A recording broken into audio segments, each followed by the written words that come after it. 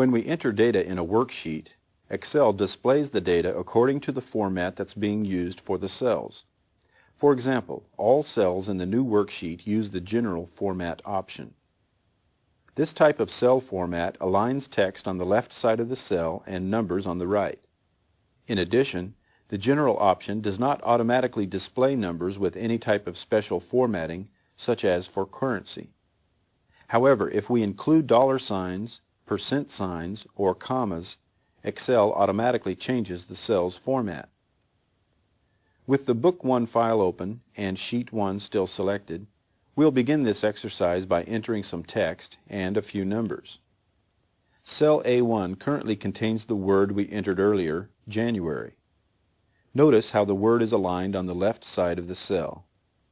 We can easily replace this word by typing something else into the cell or by pressing the Delete key on our keyboard. With cell A1 currently selected, press the Delete key and the word is removed. Now type the following text and numbers. Notice that although this is too much text to fit into cell A1, it automatically extends over into the other column. Press Enter and the text is inserted into the cell. It's important to know that although the text spills over into column B, it is not a part of those cells. To verify this, we'll select cell B1, then look at the formula bar. Remember that the formula bar will display the contents of the active cell. Because we haven't entered anything into cell B1, nothing is displayed. Now click in cell A1. The formula bar now displays all of the text we entered for this cell. Select cell A2 and type 500. Now press Enter and the number is inserted. By pressing the Enter key, we are automatically moved to cell A3. Because we have just entered a number, Excel automatically aligns it on the right side of the cell. In cell A3, type another number, 250.50. This time, press the down arrow on the keyboard to insert the number and move to cell A4. Excel automatically drops the 0 and displays the number with 1 decimal place. For cell A4, we'll enter a negative number. To do this, we can either precede it with a minus sign or enclose it in parentheses. Type -27, then press the Enter key. Now enter 15, then type a percent sign and press Enter. Cell A5 now is formatted to display numbers as percentages. To demonstrate, select cell A5 and type 0.25, then press Enter. The number is automatically changed from a decimal to a percentage. In cell A6, type a dollar sign followed by 3123, then press Enter. The dollar sign tells Excel that this number represents currency, and a comma is automatically added to the number. Let's enter a fraction in A7. In order for Excel to recognize the number that we are about to enter as a fraction, first type a 0 and press the space bar. Now type 1/2. To insert the fraction, click the Enter button on the formula bar. The formula bar's Enter button inserts the fraction and keeps cell A7 selected. Notice that the formula bar displays a value of 0.5 while the actual cell displays the number as the 1/2 fraction. No matter how we type numbers into a worksheet, we can always change the format of a cell before or after we make the entry.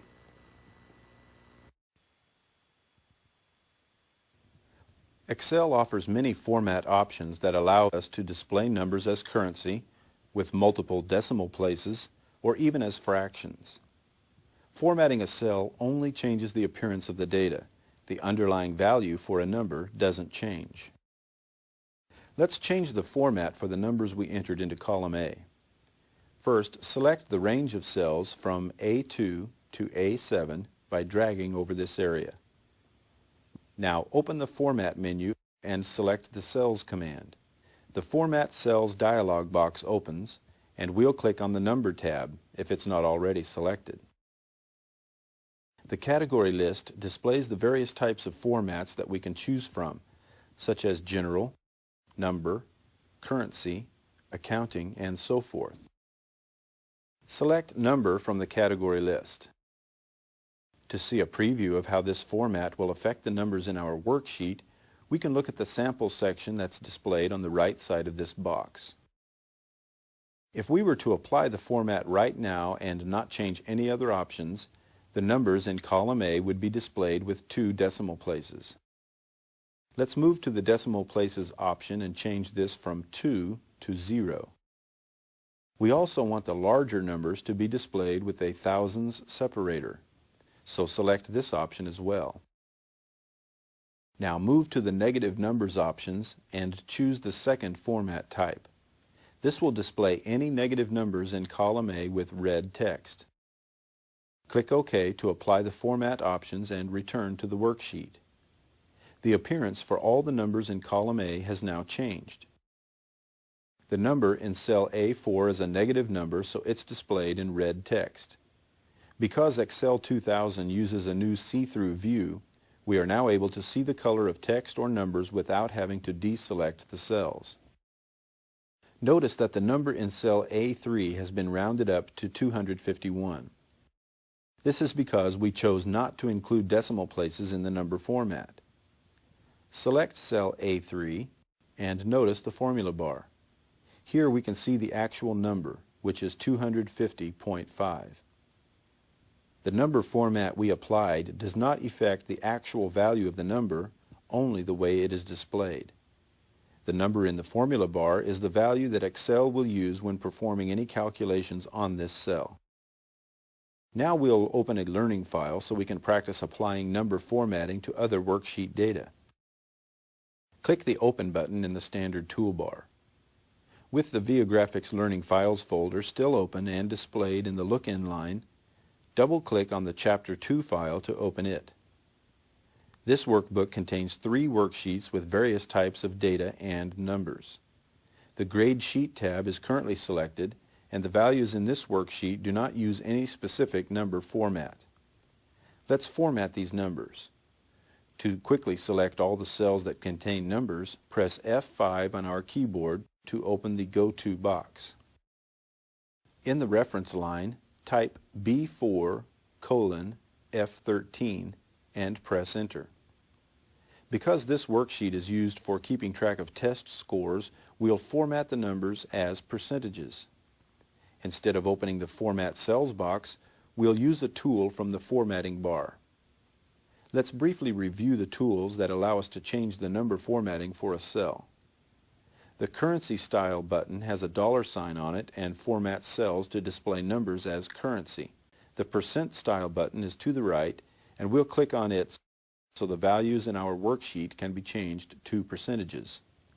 The next button applies the comma style format. The final 2 buttons for formatting numbers allow us to increase or decrease the number of decimal places that are displayed. Let's turn our attention to the text in column A. The names of each student are listed here. Notice that some of the text is not fully displayed because the column is too narrow. Click on cell A4, then look at the formula bar. Although only part of the name is displayed in the cell, we can see all of the text in the formula bar. The standard width for all columns in a new worksheet is 8.43. However, we can make columns as narrow as 0 characters or as wide as 255 characters. To change the width of a column, we can either select the entire column or a single cell from the column that we want to size. To demonstrate, keeping cell A4 selected, open the Format menu. Highlight the Column command, then choose Width from the flyout list. The Column Width box opens, allowing us to enter an exact width for the column. Here, we'll type 15 to increase the size of column A to 15 characters wide. Click OK, and each entry is now fully displayed.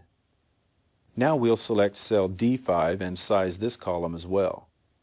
Once we complete this, open the Format menu, select Column, and choose the Auto Fit Selection command. The column width is now decreased. Notice the number symbols that appear in some of the cells for this column. This indicates that the numbers in those cells are too wide to be displayed. Because column D is too narrow to display some of the numbers, we'll adjust the size so it will fit the widest entry in this column.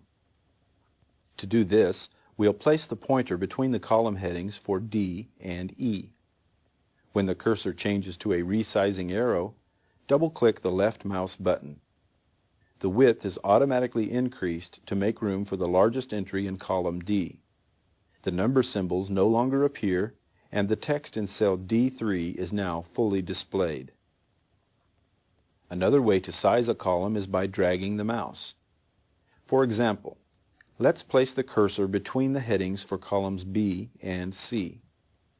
When the cursor changes to a resizing arrow, we can drag to the right to widen the column or to the left to decrease the width. A screen tip appears near the formula bar as we are sizing the column and displays the current width of the column. Let's increase column B so it is approximately 10 characters wide. Now we'll change the width of the columns in the second worksheet. Select the Rainfall Statistics Sheet tab. We want to increase the size for all of the columns in this worksheet, so click the Select All button to highlight the entire sheet. Now, we'll click the right mouse button on any of the column headings. From the shortcut menu, select Column Width. Now type 11 in the column width box and click OK. Excel now adjusts all of the columns to 11 characters wide. Changing the height of a row is basically the same as adjusting a column. We'll demonstrate using the Sales worksheet, so select its Sheet tab. First, we either select an entire row or a single cell from the row that we want to adjust. Select Row 1 by clicking on its heading along the left side of the window. Now, open the Format menu, select Row, then choose Height. The Row Height box opens and we'll enter a number from 0 to 409. This allows us to specify the height based on font point sizes. Type 25 and press Enter.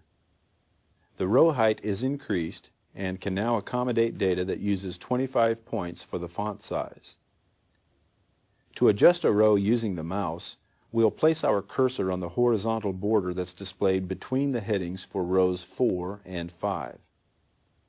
When the cursor changes to a resizing arrow, we'll drag up to decrease the height of row 4. Now we'll repeat these same steps, only this time we'll drag down to increase the height. We can also use the Auto Fit feature, and Excel will adjust the height to accommodate the largest font in the row. With our cursor between the headings for 4 and 5, double-click the mouse to auto-fit the row. Now let's close the current workbook by opening the File menu and choosing Close. A message appears asking if we'd like to save our changes. Choose Yes. Close the Book 1 file that we were using earlier by pressing Ctrl plus F4. At the Save Changes prompt, answer No. Let's review what we've covered in this chapter. First, we entered data into the cells of a worksheet. Then we learned how to apply number formats. Finally, we demonstrated various methods to adjust the size of columns and rows.